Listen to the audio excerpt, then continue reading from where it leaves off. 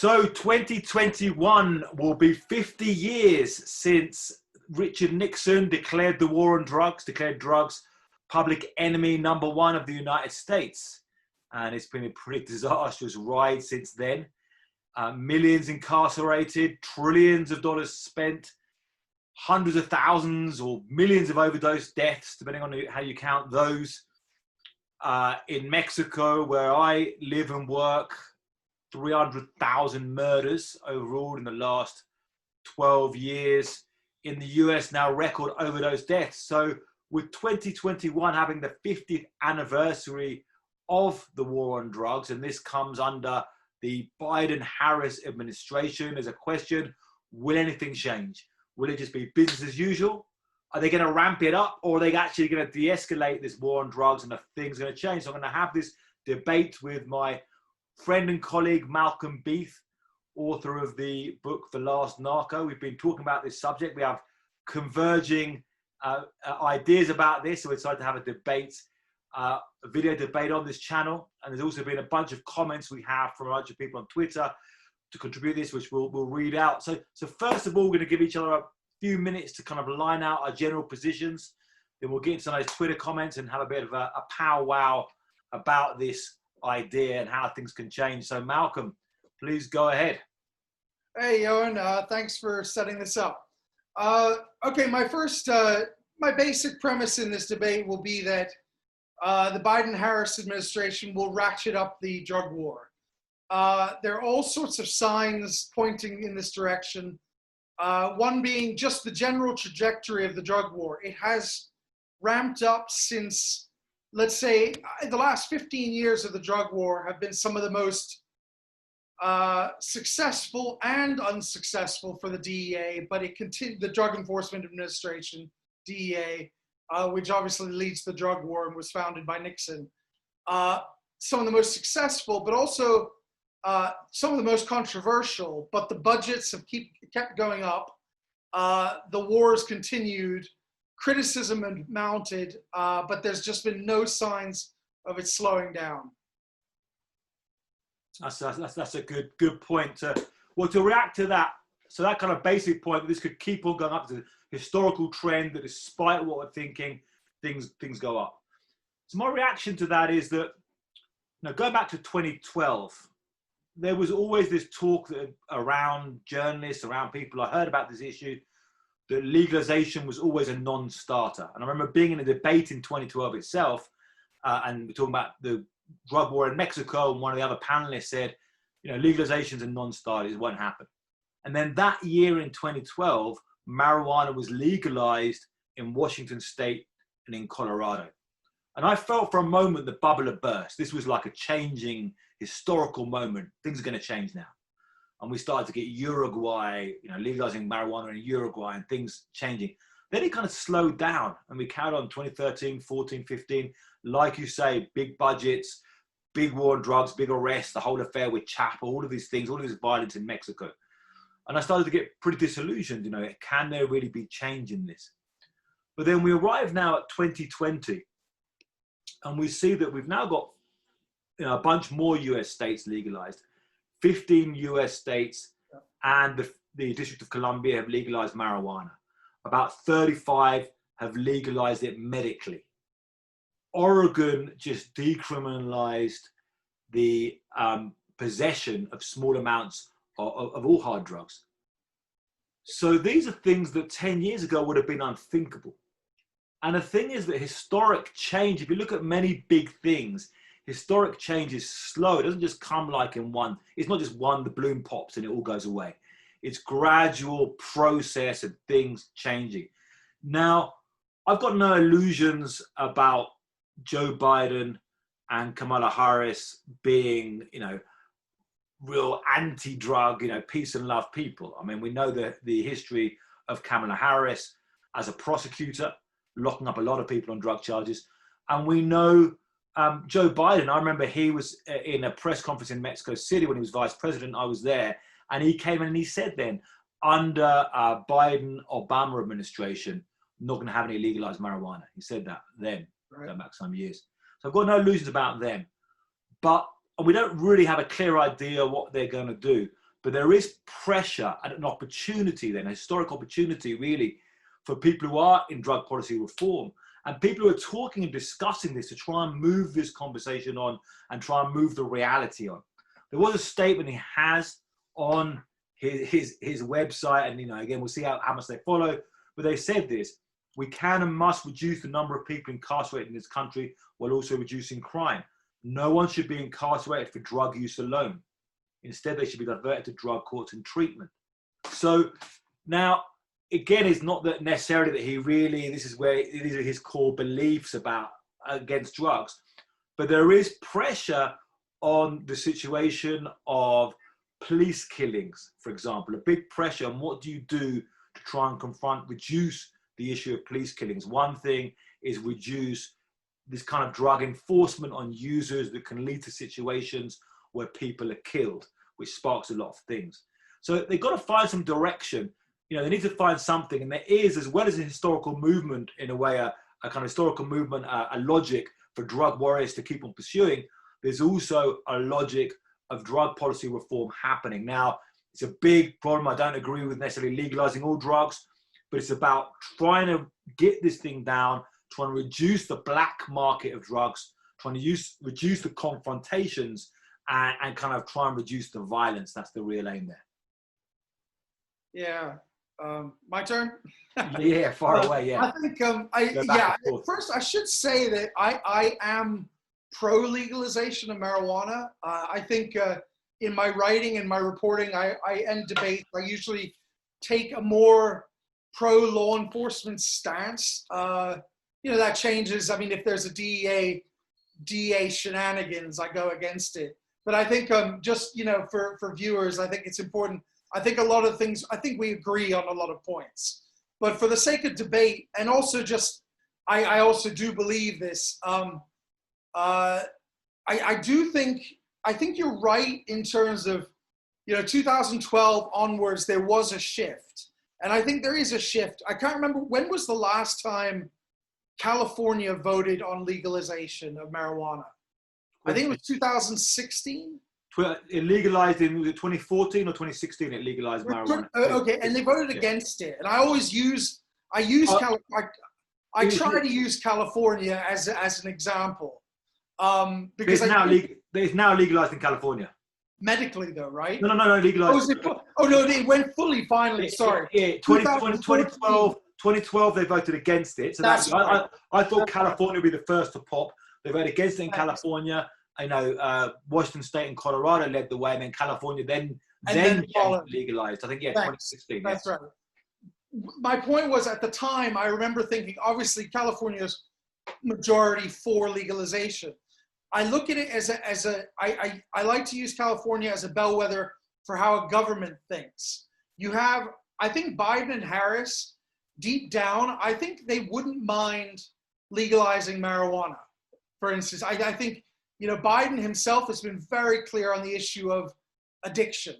His son was an addict. They're very aware, especially after the Obama administration, where all the rhetoric was about addiction and minimizing arrests and wrongful convictions.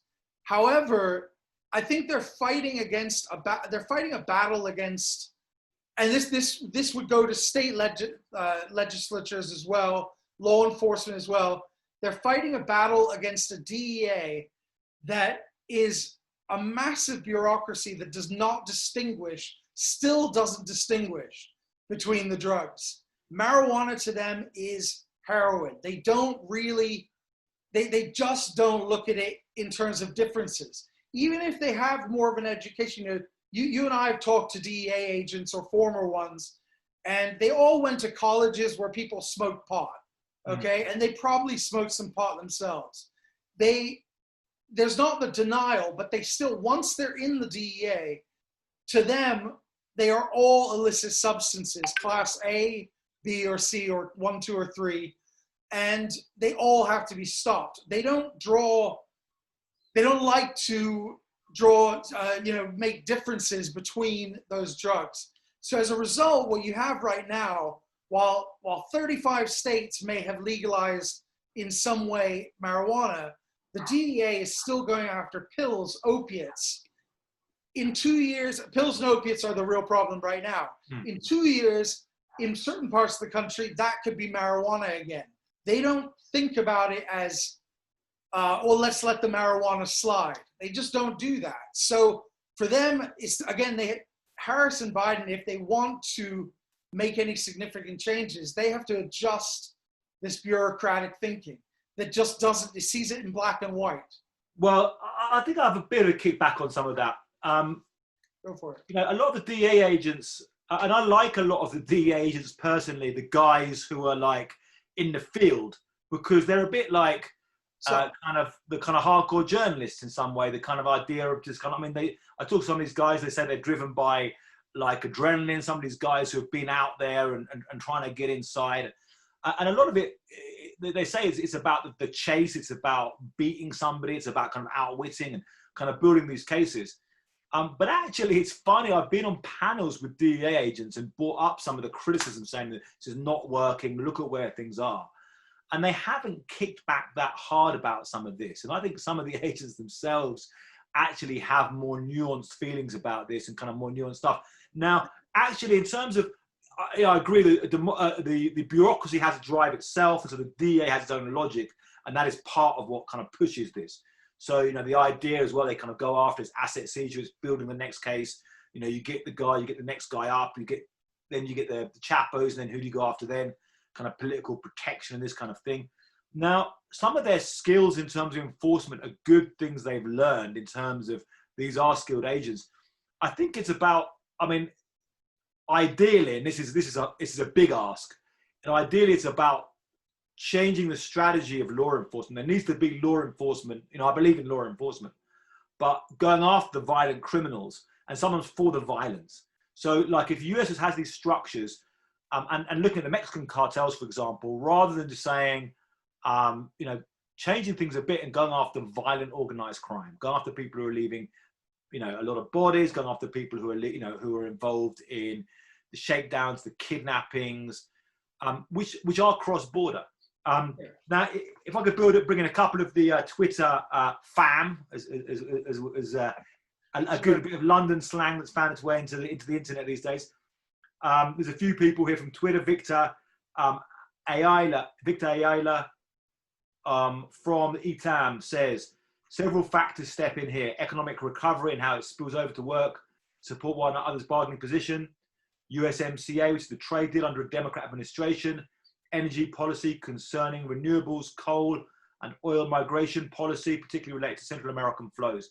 So he's talking about the whole cross-border issue here. And there's a few more on those kind of bigger, a few more comments on the bigger kind of whole bigger cross-border picture and the more general thing. Sonia Wolf, a PhD, says the discussion should not just be about the war on drugs, but also about the need for the US to implement comprehensive policies linked towards linked policy issues, drugs, gangs, migration. So it kind of needs to be a bigger picture thing. And also we have here the Bobby X, who gets into this kind of cross-border thing with some different things. I think there should be legalized areas where drugs can be sold in highly taxed shops in certain regions. I do think the US should provide upgrades in military hardware so they can defeat the cartel when necessary. The Culiacan incident with the El Chapo kids is an example. So, people... Can I jump in there and ask? Yeah, please. Go into one. Sonia Wolf's question, which you mentioned basically, the bigger picture angle. I think gangs, drug trafficking, weapons trafficking. I mean, you know more about the guns issue, obviously, than I do, given your book research and your book coming out. But I mean, one thing I would say, again, in terms of in favor of in the drug war's favor, i.e. something that will help it continue, that I think has helped it continue the last 10 years, is the DEA has done what can only be described as phenomenal work against weapons traffickers, human traffickers. You know, the story, whether it's, you go back to the story of Victor Bout, the Russian weapons trafficker. Yeah. And it goes throughout the world. I mean, you have weapons traffickers, to my knowledge, in Colombia, Venezuela, Mexico, Honduras, Czechoslovakia, Congo, Algeria. You know, these are just places I know off the top of my head. You could pick a spot on the map, and the DEA, through its informant network and what are called drugs for guns purchases, you know, they're basically, they verge on entrapment, but you can't, there's not one human being really among us that can sit there and go, that's a bad thing.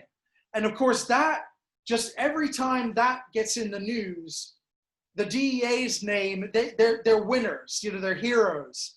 And you forget about the kid who was wrongfully convicted of, or who was convicted of marijuana possession in Detroit and is going to spend 10, 15 years or life behind bars. So there's that, it's a PR war, but it's also true. So I think- I agree, just to keep this back and forth, I agree with that. Yeah. I think I mean, ideally, in the long term, if you could see, if like I say, some of these are very skilled law enforcement agents, and if they could see them as being like international organized crime agents, and I agree. I mean, the Victor Bout case, for people who don't know, supposedly the biggest arms trafficker in the world, bringing a bunch of guns into Africa. They got him by pretending to be FARC commanders buying guns in Thailand. Members of the Colombian rebel group and drug trafficking organization, yeah. So, and traps in life. So talking specifically about guns, a bunch more Twitter comments on the guns issue particularly. There was Miguel Manjares. Is there going to be a trans-border agenda that thoroughly deals with the core issues, inequality, gun trafficking, decriminalization of drug use and strategy that see it as a public health issue? Fernando Fernandez. What will the Biden administration do with regards to gun trafficking that hasn't been done? What will they do regarding laundering that hasn't been done? You want to address that, the gun trafficking? Yeah, absolutely. And a couple more hits on guns. Cecilia de los Rios, who's at the CDE. I think that under AMLO abroad, Mexico will try to increase US focus on arms trafficking, and the Biden administration might be more open to having that conversation than previous US governments.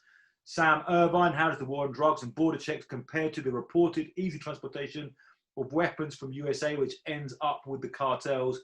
Also, corruption has to be on the agenda. So you've got a time where guns are now a bit more in the media, at least in this conversation. And right away, when I put this out there, we had like 4, 5, a quarter of the comments are about guns. Do you think the Biden-Harris administration, talking about the violence of the drug war, trying to reduce that, will try and tackle the gun trafficking issue from United States to Mexico?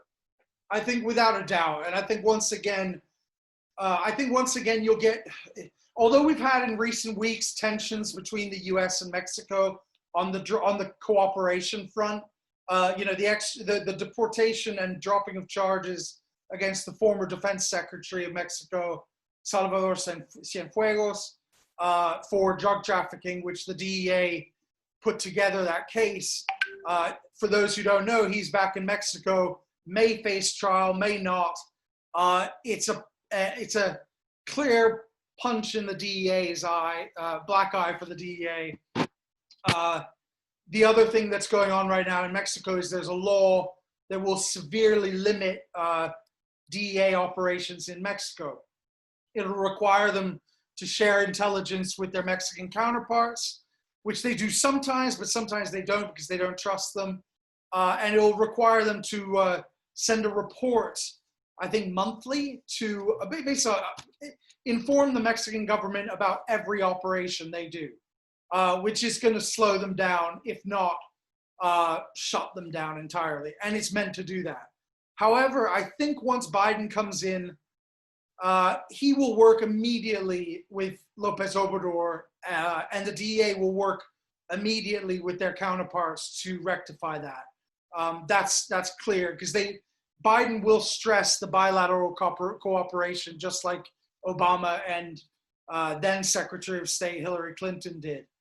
The guns will always be an issue for the Democrats, and I can imagine some serious pressure and maybe even a deal between Lopez Obrador in Mexico and Biden. You ban assault weapons here and stop that problem, and we will help you back on the ground here in Mexico. will allow you to do what you want. Under Clinton, when the assault weapon, a sort of little note, well, not well enough known fact, is during the weapons ban, the assault weapons ban in the Clinton era, homicides in Mexico plummeted. And Mexican officials who study that and analysts have linked the two directly. So I think if that is pushed by the Lopez Obrador administration, I think Biden and Harris will happily go along with it. I don't, they've never shown any pro-gun sentiment, and they've always I think they'll adopt the Obama administration approach of it's our fault and yours. I think the gun thing, I agree. There is an opportunity to move on guns now, but it's not an easy button to press to stop the guns going over. I've looked into this and seen specifically measures they can take, not necessarily even the assault rifle ban, which is a difficult one to get through. There's a lot of people, a lot more people with these kind of rifles than there were in '94 when Clinton had the first one. But do you have any numbers on that? I don't know. I mean, million. Yeah. There's been many years where there's been more than 1 million AR-15 rifles sold in each year. So okay. But anyway, there are things they could do to try and stop the trafficking. They could really do that. I've looked into. I mean, you've got things like universal background checks, which have massive support. 85% support in these surveys. You've got trying to get harder on the straw buyers, the people who are paid with clean records to buy guns, who are going to walk into a shop and buy 10 AK-47s and take them to the cartels. They're stopping the ghost guns, which is kind of a way around, a kind of third thing, and clamping down on the stolen stuff. So there is stuff they can do. We'll see. It depends a bit. I think there will be movement on the gun issue. Depends a bit on things like what happens with the Senate, on other stuff as well. And also how smart they are if they do try and move on gun legislation, what they try and do. If they push really hard on the assault rifles ban, it might get into deeper territory. I would think it'd be good to move on other stuff first. On the other issue you brought up about the hitting the DEA and so forth in Mexico, been a few comments about that. So quickly bring those in to the conversation. Juan Vasquez, how would the cooperation between the American and the Mexican government after the Cienfuegos case and the security law reforms, you said, and how to analyze the rise of militarism within AMLO's government? Also, from Mateo, how can Mexico eradicate the Sinaloa cartel from the highest ranks of their government? That's quite a hard one. Why has the Mexican government arrested numerous high-level Jalisco cartel members in the last year and 0 from the Sinaloa cartel since Ovidio's detention, which AMLO denies he pre-approved? And he backs your position of saying it will escalate, saying, dude, your position is too easy. All the same people that escalated it under Obama are back in charge. They are. It's true. I mean, it will be true. Yeah, one last. And how do seemingly raising political tensions between the USA and Mexico impact the war on drugs now and in the future? From Blake. So yeah, what do you think about that? I mean, can I go to the Cienfuegos thing, because the question about what will happen to U.S.-Mexican cooperation, to me, I as an outsider, as just an observer, we've both done embeds with the Mexican military. We've interviewed them as much as we can. They're still a closed-off institution. The DEA doesn't talk all that much, candidly to the press these days. I think it's really hard as an observer to really know what will happen between U.S.-Mexico cooperation on the ground. Cienfuegos, if you're a DEA agent and you were tracking Cienfuegos since 2013, or when, I think that was when they started, and you have seen him just be let go, you've got to be really dismayed.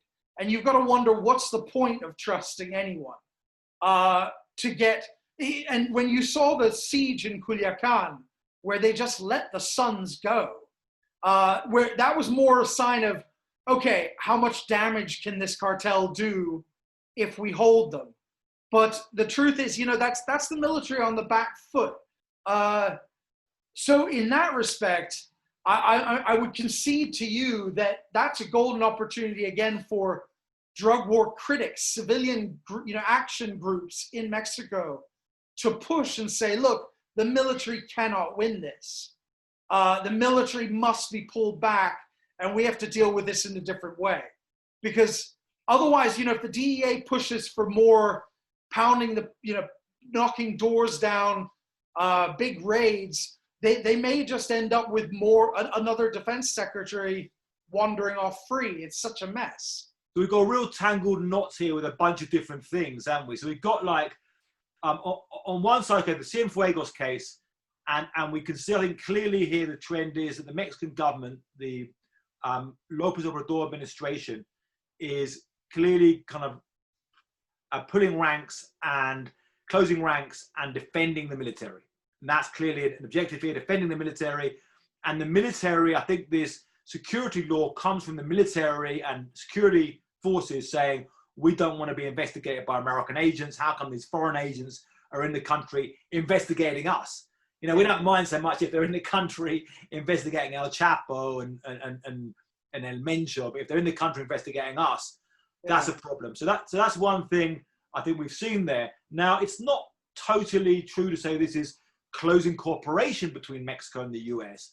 It's saying you're here, you're allowed to be here, you have to tell us what you're finding. So it's not allowing kind of secret operations. Now, we do know that the Mexican security forces are incredibly corrupt. It's a bit like a colander. So if information flowing through it, we're going to see that. I can understand the DA not wanting to trust them. But on the flip side, the American government doesn't have a clear strategy about this. So it will be I think it would be useful, again, I'm looking more at what are hopes rather than totally this is going to happen. But there are hopes that if this is now being questioned, use that opportunity to try and say, well, what do we want to do? What should both these countries do and beyond about handling the drugs and the crime? And if it's not only about just taking down kingpin, and getting more and more information, then, could there be a better way forward than this? The problem is about the military. There's already, I think, in Mexico, big criticism about the military on the streets. But the problem is with that, is that you back into this loop again, is that the military is out there. People don't like them. They're abusive. They commit murders, without a doubt. But then there's a survey recently that found about 80% of Mexicans in support of keeping the military on the street. And only how many? It was like 80%. So a reform survey, about 12% against. So the problem is that there's not an alternative. Now, this has been stuck in this loop for years, but it has to be loads of investment in police forces to try and have an alternative to the military. And right now, the bet is the Guardia Nacional. I think what you say, the investment in the police forces, something that's coming up for discussion again will be the Merida Initiative and the funds allocated to Mexico. Now, in a recent article, I looked into Genaro Garcia Luna, the former police chief who's now facing trial for allegedly helping the Sinaloa cartel. He was a major recipient of Merida Initiative funds. So was the military under Cienfuegos. So I think these are things, if you're looking at both our arguments, if you're looking at your argument of this is a great opportunity for legalization or to scale back the drug war, or for those looking to ratchet up the drug war, but maybe in a different way, that's something the Biden-Harris administration is going to have to do very quickly, I think. That you're looking at Cienfuegos and Garcia Luna, they're both, the allegations are strong against them. And strong enough to warrant looking at how the funds are allocated more closely.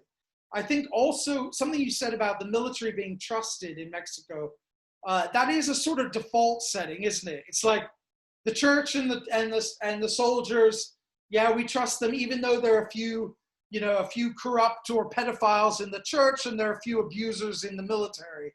They tend to fall back, but they haven't really been given another option. And maybe this is a time, as you say, whether it be through legalization or more police units, more vetted police. They've tried that, but you could still keep trying.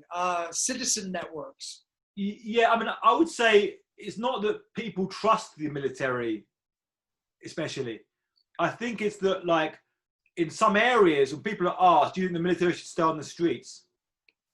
And their thought is just like, well, we've got all of these drug traffickers and cartels everywhere. Yeah, we have to keep the military on the streets. So that's people's kind of thought. Not necessarily think the military are good, but they think, you know, what else? What's the alternative? You know, they believe because the police are so weak compared to a lot of drug cartels. You had a situation in Tamaulipas state where the military were pulled out, and then a bunch of business people came saying we're all being shaken down by the Zetas and bring them back on again. You've had this constantly kind of back and forth in these different areas where the military pulled out of a certain state, and there's all these like shootouts happening, then they like pull back in again.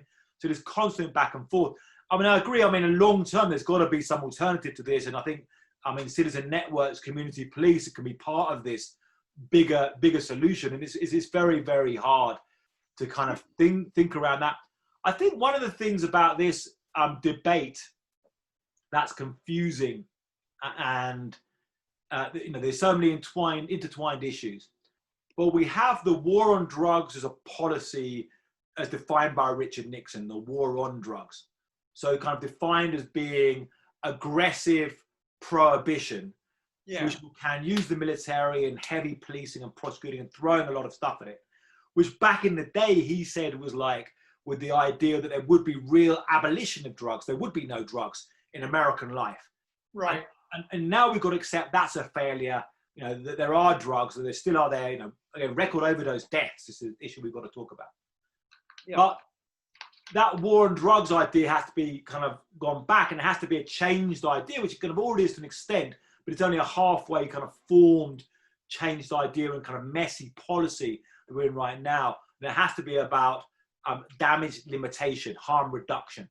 Now, at the same time, there is a form, I believe, of armed conflict happening in Mexico, which is kind of a weird armed conflict between kind of crime and a traditional armed conflict, somewhere in a kind of weird blur between, involving paramilitary organized crime, financed by drugs, involved in the drug trade, but also involved in a whole bunch of rackets, other rackets as well, and involved in elements of the state, the government, the security forces, but are also highly corrupt and themselves involved in this and fighting over power in Mexico. So in a way, that kind of, this drug war is almost different but connected to the war on drugs. So you can almost kind of interchange between these two different issues there. Right. Can I break away from debate format for a second? Just ask you a question. Yeah. Do you see a way of going ahead with, in Mexico specifically, forget the rest of the world, drug war, etc. In Mexico specifically, is there a way for the government and its allies in the US and elsewhere, Colombia, to go after the cartels and organized crime in a manner using technology and policing rather than military force, and bring down the violence levels? I think that has to be. Again, the violence is the question, isn't it? Yeah. So, like, first we have to define. I mean, you have to clearly define objectives from a government's point of view and from a society's point of view. What do you want to try and do? So reduce violence. That's the thing hurting people most. Reduce murders, reduce extortion, reduce kidnapping, reduce all these things, disappearances. And that violence, I mean, unfortunately, the security crackdown on drug cartels is part of the violence. So, like, it kind of with it. So, exacerbates it without a doubt. So obviously, the more you can pull out, and stand back, the better. Now, there is certainly a lot, you could say, put a lot more into the idea of going up, following the money, going after these, accounts, shutting this stuff down. But we also have to be careful that that's not a magic bullet. And it's kind of a bit easy sometimes in these debates saying, well, we're against a kind of, high impact security strategy, and we're for the kind of, go against the money launderers and stuff. And that will stop crime. But that probably won't stop crime by itself. It probably has to be a comprehensive thing. I mean, but also, as well as the pushing for the drug policy reform with the idea of trying to reduce the money. So I mean, there also has to be a lot of resources in the US into drug rehab. I mean, again, the reason now it's 2021, 50 years after, and can there be moments to try and get this a reality? Can they kind of really kind of move forward from this kind of weird limbo stage we're at, where the debate is almost being kind of won in terms of people no one really believes in this war anymore, but it's still kind of happening and people can't figure anything else out. Yeah. Well, I think one of the problems in this, again, this is why my stance, it will escalate, is because I don't see, I've seen efforts to contain it in Mexico, to change the strategies. I remember, in 2009, when I was still based there, they had all the citizens actions networks, the military and the Attorney General's office were reaching out to private citizens, but shortly after they started getting killed. So, and then you had the head of Google, one of the heads of Google visited Ciudad Juarez in 2011, I think, and said, technology will change this without a doubt. We can get people, wiring in, just sending in the instant messaging their complaints and their fears. Yeah. And I just remember thinking, I was like, yeah, but some guy blogged something like that or sent it on IM, they're going to find that person and kill them. So how, again, I haven't followed the advances.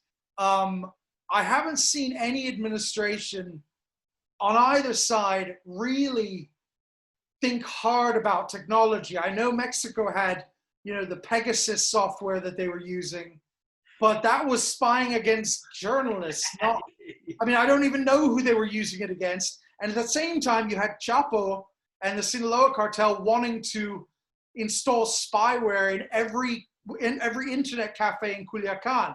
It seemed, again, that's the way I would throw out technological ideas. I'm not an expert. I'll be like, yeah, let's do it. I'd like to see this administration consult Google, consult these big tech companies, and see what they can do. I was chasing a murder scene in Sinaloa, and the Google Maps was all scrambled.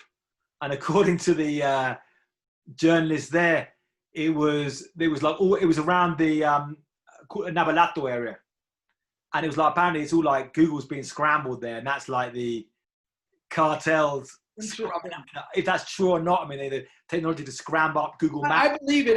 They used to scramble the internet signals. So I'm sure by now they can scramble certain applications and sites. They've got their tech geeks too, like every company. It's a real problem. I agree with what you're saying in terms of the frustrations. If you see things, you see hopes. It's like with all of these things, protecting journalists, bringing a special federal prosecutor to prosecute people who are crimes against journalists. And then we've got this year, new numbers out. Mexico's the most murderous place for journalists in the world. Yeah. Bring military before civilian courts doesn't work. So I know it's a very frustrating issue, particularly in Mexico.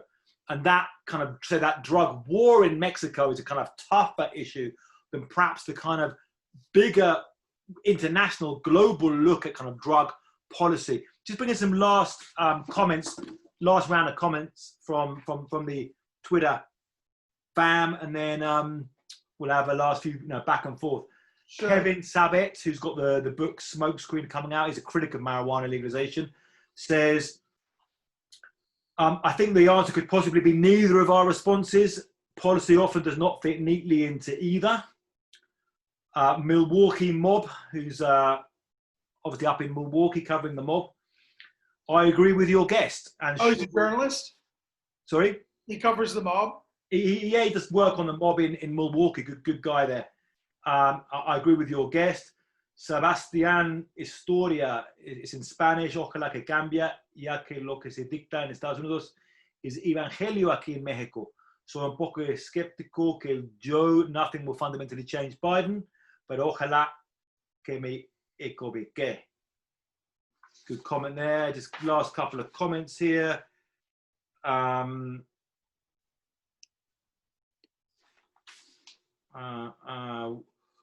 from Dennis Coedludes. What are some of the effects of the rapidly growing narco presence in Mexico City and the government's failure to acknowledge it? How big of a ticking time bomb is this? Any last response to those comments? I mean, I'll respond to the Mexico City one because we've talked about this issue. I think Mexico City is not a ticking time bomb. I think the cartels have been in and out of Mexico City for decades. I think it's nicely well hidden. The violence is now getting worse, as you've told me. I don't think it's a time bomb at all. I think in general, again, cartels are too smart to attract way too much attention. But I think one Twitter person who I know said mentioned China. Okay. And whether the Chinese, I don't know where China. I've been trying to understand better where China fits in the counter-drug world. I don't know that much except for their initiatives in Afghanistan right now, where they're making all sorts of counterterrorism and counter-organized crime deals with the Afghan government, which obviously encompass drug trafficking. That will be countered by DEA overtures. We have DEA on the front lines there, as they say. And the DEA has been in Kabul for decades. And it'll stay there as troops withdraw. So that's another front that Biden-Harris won't let go. I don't think it affects Mexico at all. I don't think the Chinese have any real interest in fighting drug trafficking in Mexico, or even a political overture to get their trade agreements just aren't enough. I don't know if you know anything more. I mean, minimal compared. Mexico's trade with China is minimal to what it is to the United States. So Mexico turning to China as a drug war partner just doesn't make any sense to Mexico or China, to me. Yeah. So well, I'll go for that first question about Mexico City. I think it has been creeping up, and we have seen the development, of these cartelitos in like smaller cartels, or kind of in the same structure as cartels but on a smaller scale in Mexico City, like the Union, the Cartel de Tláhuac. Over the years, it has been creeping up, but then again, it's one of those stories that I've seen written and I've done myself. Mexico City, finally the cartel violence is coming. It doesn't quite, it always kind of creeps up, but it never really blows up here. Yeah. And I was thinking, like, when you drive around Mexico City, I mean, things you see in parts of Mexico where you can drive around and there'll be like a convoy of guys with AK-47s and ski masks, and you're not going to see that in Mexico City in the same way. And if they did start to happen, all of the big, headquarters of the security force are here, and they will clamp down on that. They don't want that insecurity on their doorstep in the same way. About the China thing, I mean, it's interesting. China, on a global level, has become more conservative on the drugs issue. This is quite an interesting thing, actually, in the war on drugs globally, is that, like, now you have countries like China, Russia, Nigeria being more conservative about these, and now like England, the USA, being more liberal on these ideas. Right. So, but China's thing is, I think, be hard on drug trafficking in its own territory. But sorry, can you repeat that? I think China's policy is to be hard on drug selling in its own territory. Right. But allow precursors, or not really care about these precursors being sold from its pharmaceutical industry around the world. Yeah. I agree entirely. I don't think the Chinese government gives a damn about precursors being imported into Mexico. Yeah. Again, I think all their drug agreements, counter drug or counterterrorism. Again, I'm not a China expert, but I don't see them as anything more than political maneuvers that would be countered by the U.S.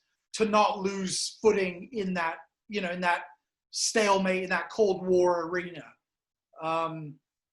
I think the only thing I want to mention again last, I think I try to mention this all the time because I keep waiting for it to be abused, is that I think Biden and Harris will be armed with a law that was introduced, signed by Obama, which was the national, what is it? Sorry, excuse me, the Transnational Drug Trafficking Act of 2015, which basically the wording allows the US or its ally in that wherever the country is, its law enforcement counterparts, to arrest anyone who distributes, produces, or possesses, but it's got to be a fair amount, any drugs that there's reasonable cause to believe will end up in the US. That is a huge amount of leeway that US agents have working abroad. And I've been waiting there have been instances where it's been used, largely to seize meth labs and things like that. But I just have this sort of gut feeling that Kamala Harris will see it as a former prosecutor and jump on it. So I'm waiting to see what happens with that. It's such a weird draconian law that I never expected to be signed by someone like Obama. Yeah, potentially draconian. That's very interesting. So last words for myself. Like I said, I think there's hope for change and opportunity for change. Doesn't mean it's going to happen. I think we do have this historic movement of drug policy reform on our watch that we're living through, that we can try and keep this ball moving forward and try and change the way things are, and try and look for this harm reduction, try and look to stop hundreds of billions of dollars going to these cartels all the time through rehabilitation, through certain legalization, and try and steer the law enforcement and the kind of trained agents to go after more violent organized crime and helping with that, and gun trafficking and people trafficking and that kind of thing. And not now again, I'm not like not totally naive about what Biden and Harris are. They could swing all kinds of ways, but I think there is room for pressure right now on the 50th anniversary of the war on drugs to try and really de-escalate it. Can I ask you, just actually, I know you want to finish, but following on that, is there any evidence that Calderon's decriminalization bill, did any of it ever go through? Yeah. It did, right? Yeah. His whole goal was to free up law enforcement, decriminalize so they're not going after the local dealer and the street dealer, so they can go after people like Chapo. That's what you're arguing for, right? I mean, that's... Well, then not a bit different actually, but yeah. So what Calderon's, I mean, obviously Mexico's still a complete mess, but like what Calderon's law did was it stopped people going after possession. Right. So like, in fact, in my mind, there's another question. I think I would have made these other questions somebody had. I think I might have missed out. Yeah, this one here from Ioan. I'd be curious to know whether the initiatives for decriminalizing drug use in certain US states have had any effect on drug trafficking. I don't know if there's any data about this. So actually there's linking into that with this thing here. So what that did in Mexico is when you start to decriminalize possession, it means that you're no longer putting people in prison for having a wrap of cocaine. It's saying still go after the street dealers and still go after traffickers. So what I'm saying is actually you need to actually decriminalize certain possession of drugs, but also fully legalize certain segments of the drug industry, and then really put into like rehab to try and take like buyers out of some of the hard drugs to reduce it that way. And then when having the law enforcement go after particularly the most violent criminals, so really go after them rather than the biggest drug traffickers necessarily. And on that question from Ioan, I mean, has legalizing marijuana in the US has reduced the Mexican marijuana market? Unfortunately, that hasn't solved this either. I mean, so we've still got huge amounts of violence. So it's got to be a big process, a big comprehensive process looking at a lot of these issues. Yeah, I think there are studies though out there. I've read about them. That I have not read them, but I've read news articles about them showing a direct correlation between some of the legalization initiatives and reduction of violence, right? Uh, Or is it more? Are they more? I mean, are those coincidental, or are they? I mean, like you can see a direct link between, we have marijuana legalization in the US, Yeah. the amount of marijuana being seized on the Mexico-US border has really gone down. So you can say, well, there's less marijuana being trafficked from Mexico. But however, there still is, as we speak. But as we know, the violence is still there. But also, as we speak, there still is marijuana money going to the Zetas, going to the Jalisco Cartel, going to the Sinaloa Cartel, funding these violent killers right now. So even now, that hasn't been fully followed through.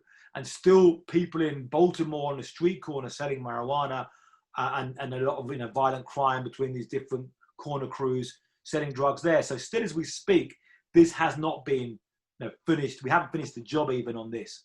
So there's still, plenty of work to be done. Yeah. Yeah, I mean, what to conclude my point, I believe that, again, I think perhaps for lack of imagination, the Biden-Harris administration will continue with the drug war. What I've really, as we know it, what I'd really like to see them look at, obviously bring back the stressing, the emphasis on addiction treatment and just treatment in general. People are going to use drugs. They are, it's a bit like selling not giving condoms to countries under abstinence only regulations. Doesn't work. The addiction will be there. The drugs will be there. So treat that, but also using technology to combat the violent cartels, keeping citizens involved. I mean, there's no doubt citizens are involved. And I think just using their imaginations and trying to come up with different, looking at the correlation between legalization and violence and production. That's wound up then the big end of year drug debate. It wasn't much of a power.